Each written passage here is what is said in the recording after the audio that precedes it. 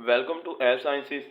आज के लेक्चर में हम डिस्कस करेंगे केमिकल इंडस्ट्री को। केमिकल इंडस्ट्री ये चैप्टर नंबर 16 है क्लास 10 से, तो उसे हम डिस्कस करेंगे।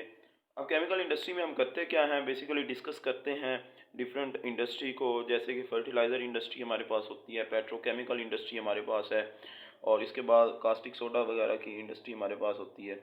तो उनको हम क्या करते हैं, यहाँ पे डिस्कस करते हैं केमिकल इंडस्ट्री के अंदर।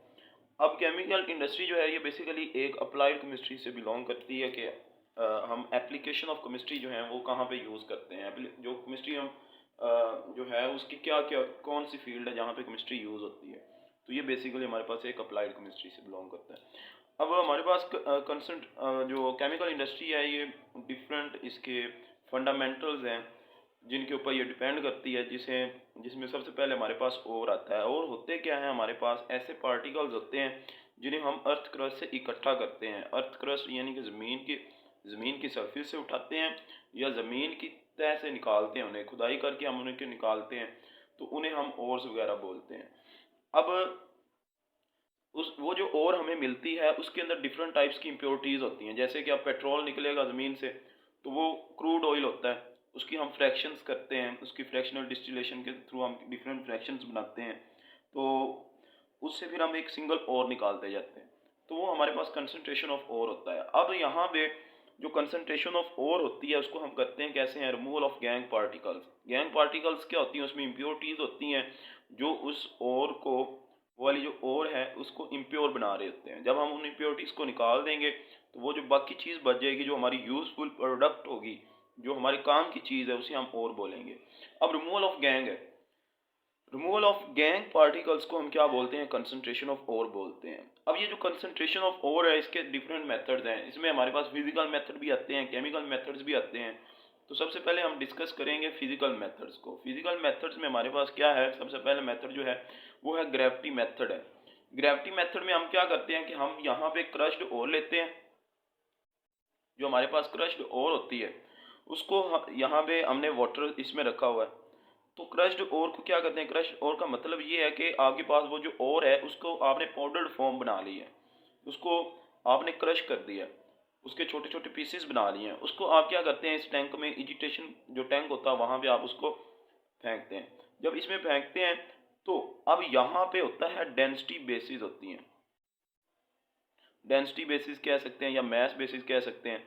अब जो पार्टिकल्स जिनकी डेंसिटी कम होगी वो वाटर की सरफेस के ऊपर तैरते रहेंगे। इसकी छोटी सी एग्जांपल देता हूँ जो हमारे घरों में भी देखी जाती है कि जब वालदा चावल पकाती हैं तो वो चावल को पकाने से पहले पानी में भिगोती हैं। जब उनको पानी में भिगोया जाता है तो उसमें जो उसके होते हैं पार्टिकल्स वगैरह, जो उसके छिलके होते हैं, वो क्या करते हैं, ऊपर पानी के ऊपर तैरने लग जाते हैं। जब वो पानी के ऊपर तैरने लग जाते हैं तो उनको पानी के साथ क्या किया जाता है, बहा दिया जाता है बाहर। तो ये आपके पास ग्रेविटी मेथड है। जिसका मैस ज़्यादा होगा, जिसकी डेंसिटी ज़्यादा होगी, वो नीचे बैठ जाएगा, जो कि हमारे और प्रोडक्ट होगी। और जो होगी वो नीचे बैठ जाएगी, और ये वाली आगे पास क्या हो जाएंगे, गैंग पार्टिकल्स होंगे। जो गैंग पार्टिकल्स होंगे वो इस तरह यहाँ से बाहर निकल जाते हैं। तो ये वाला जो ग्रेविटी मेथड है ये बेसिकली हमारे पास एक सेपरेशन मेथड होता है। सेपरेशन मेथड है on the basis of density, density कह सकते हैं या on the basis of difference message. तो ये हमारे पास क्या होती है, ग्रेविटी मेथड होता है। उसके बाद नेक्स्ट हमारे पास जो एक फिजिकल मेथड है वो है फ्रोथ फ्लोटेशन प्रोसेस होता है। अब फ्रोथ फ्लोटेशन प्रोसेस जो है ये बेसिकली क्या होता है, यहाँ पे हम आप ऐसा कह सकते हैं जो इसका प्रिंसिपल है ना वो पोलर और नॉन पोलर है। पोलर और नॉन पोलर का है।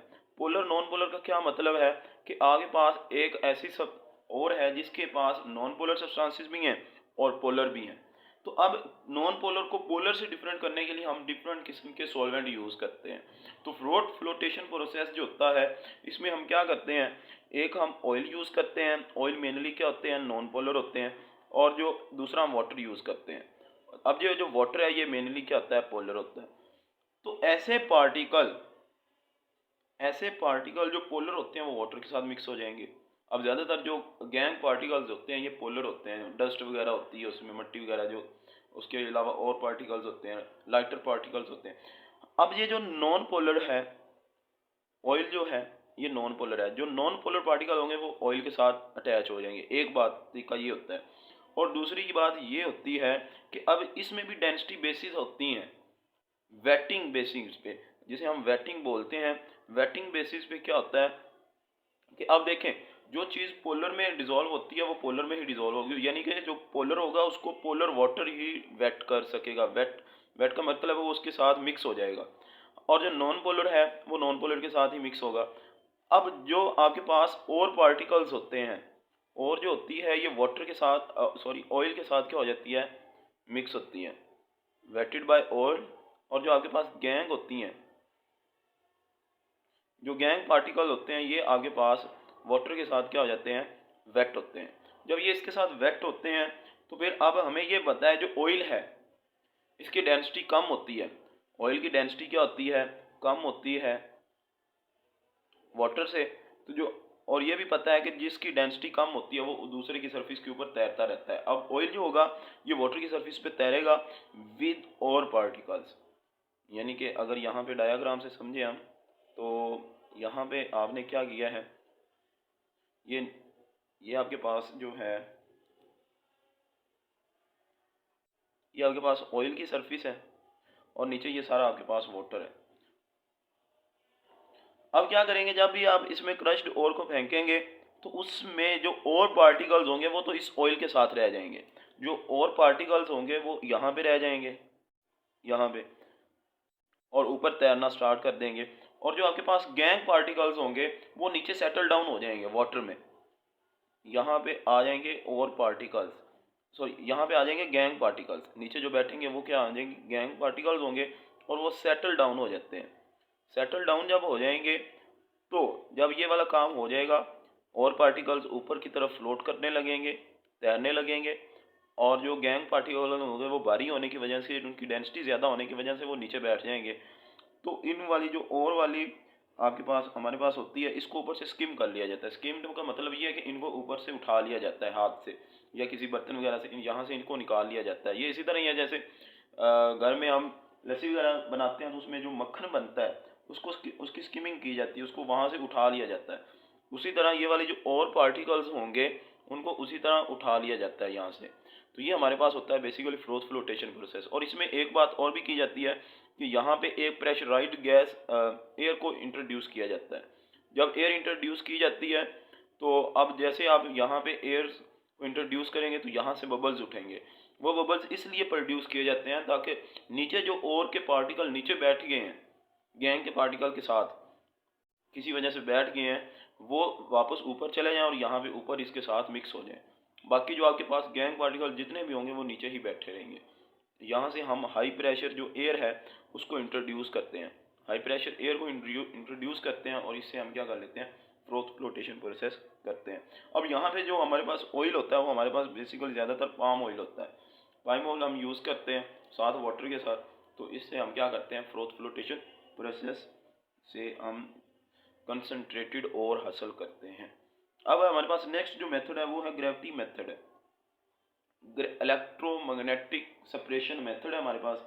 इलेक्ट्रोमैग्नेटिक, मैग्नेटिक, अब देखें आपके पास एक ऐसी और प्रेजेंट है जिसके अंदर आपके पास आयरन्स की इम्प्योरिटीज़ हैं, ऐसी सब्सटेंसेस हैं जो मैग्नेट के साथ चिपक सकती हैं।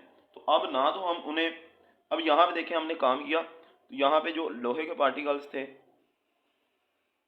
या कोई ऐसे पार्टिकल जो यहाँ पे और के साथ रह गए हैं, अब उनको नेक्स्ट जो है सेपरेट करने का मेथड ये होता है कि हम उनकी इलेक्ट्रोमैग्नेटिक सेपरेशन करवाते हैं। या आप ऐसा कह सकते हैं कि इसके अंदर मेटेलिक इम्प्योरिटीज़ होती हैं।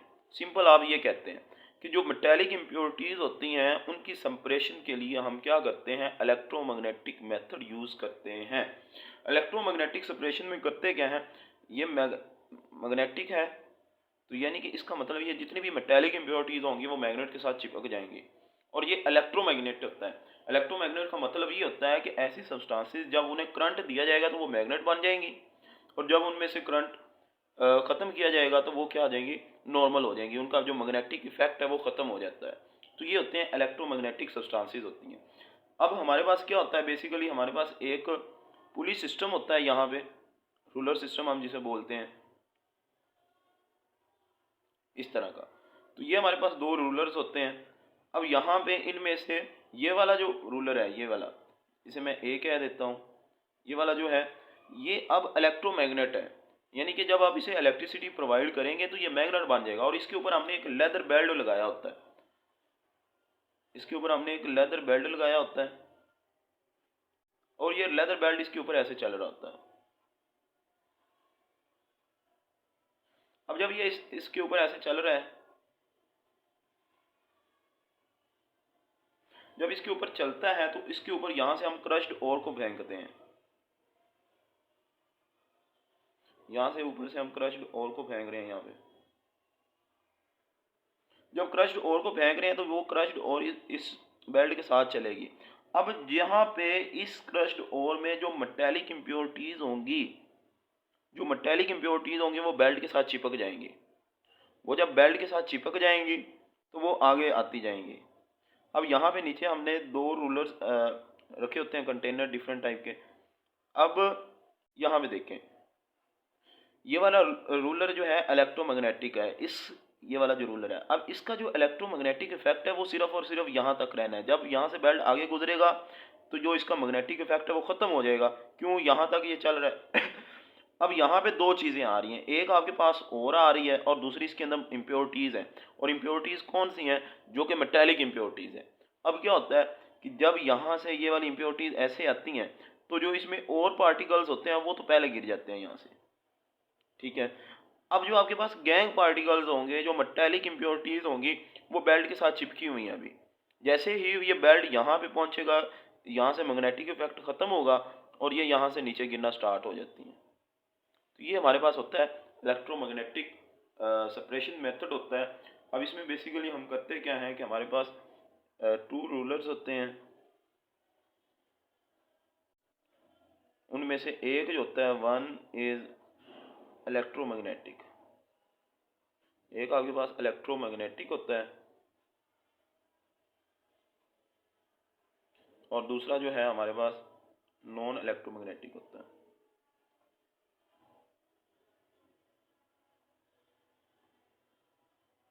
नॉन इलेक्ट्रोमैग्नेटिक होता है। तो इस तरह हम क्या करते हैं, इनको सेपरेट कर लेते हैं और ये हमारी सेपरेशन हो जाती है। और ये तीन फिजिकल मेथड्स हैं जिनके थ्रू हम किसी भी और को कंसंट्रेट करते हैं, उसकी जो क्वालिटी होती है उसको बेहतर बनाते हैं।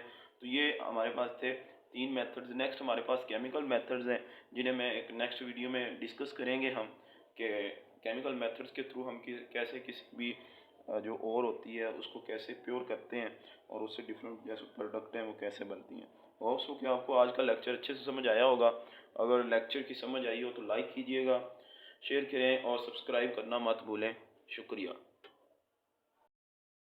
Magnetic separation. In the magnetic separation method, mixture of iron and sulfur is taken in a beaker and it is dropped from the top to the funnel, and then it is passed over a magnetic roller. On passing through this roller, the iron particles get separated from the sulfur particles and they are collected on passing through the roller into two beakers.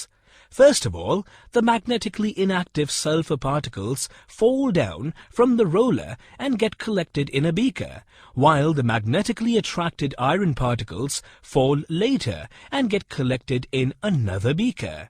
In this manner, magnetic separation method helps in separating magnetic substances from non-magnetic substances.